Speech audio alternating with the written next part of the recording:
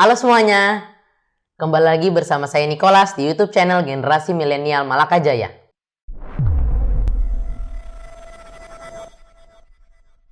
Di kesempatan yang indah ini, saya akan menceritakan tentang perumpamaan pukat yang diambil dari Matius 13 ayat 47-52. Perumpamaan ini berbicara tentang akhir zaman.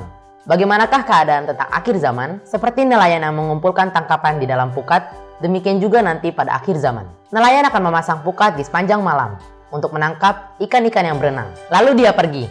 Dia hanya perlu memberi tanda di mana pukat itu berada. Jika tiba waktu yang telah ditentukan, dia akan kembali dan mengeluarkan semua tangkapan yang ada di dalam pukat itu. Ikan-ikan yang baik dan bernilai akan dikumpulkan, sedangkan ikan yang tidak baik akan dibuang. Demikian juga nanti pada akhir zaman, ketika tiba waktu Tuhan, para malaikat akan mengumpulkan semua orang benar dan membuang semua orang jahat. Orang benar akan masuk ke dalam kebahagiaan bersama-sama dengan Tuhan, tetapi orang jahat akan dihancurkan dan dihakimi oleh Tuhan. Alkitab terus dengan konsisten menyatakan bagaimana Allah membenci orang fasik. Siapakah orang fasik itu?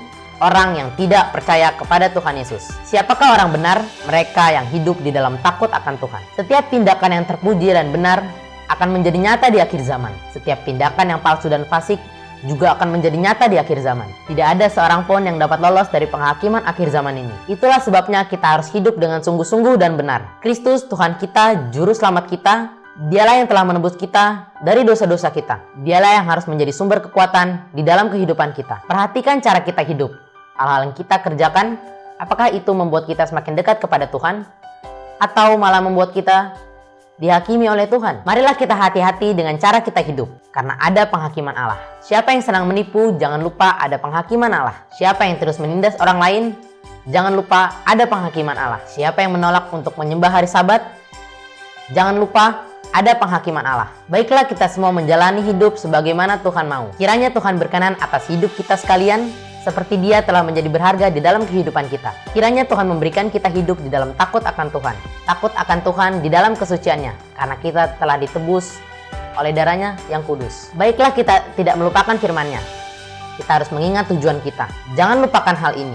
Kiranya Tuhan juga memampukan kita untuk menggali kekayaan dari kitab suci. Kekayaan tentang siapakah Kristus itu dan dari manakah kemuliaannya. Kekayaan tentang rencana keselamatan di dalam hidupnya. Kekayaan tentang Sang Raja yang menaklukkan bumi dan menyingkirkan kefasikan dari muka bumi ini. Ikan itu menggambarkan kita semua.